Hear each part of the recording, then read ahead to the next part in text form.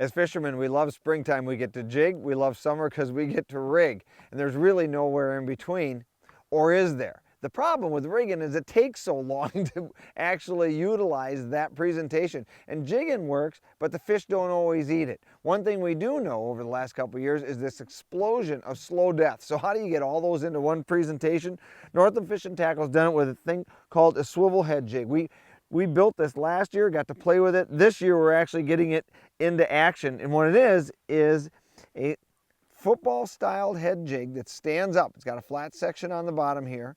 It's got a crawler, hauler hook that we utilize in a slow death type of presentation.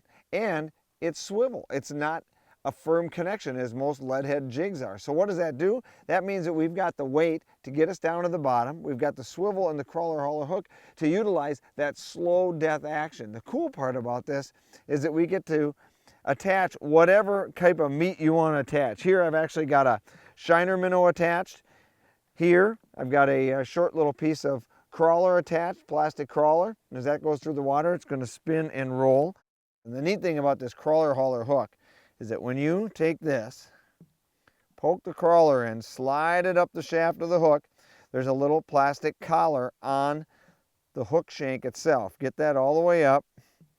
And as soon as that crawler gets past the plastic collar on the hook, pop it through, shove the head of the crawler all the way up, and then you'll see that the crawler sticks about halfway up around the bend of the hook. Pinch off the meat, throw that away, and now you've got a slow death rig all under with the weight of a jig on it right there. And that is the new Swivel Head Jig from Northland Fishing Tackle. So what's cool about that is we've compacted the weight and the hook all combined in one, so you know exactly where your presentation is. We've had incredible success working this on flats as these fish have transitioned out of their spawning areas and started to feed on the adjacent flats.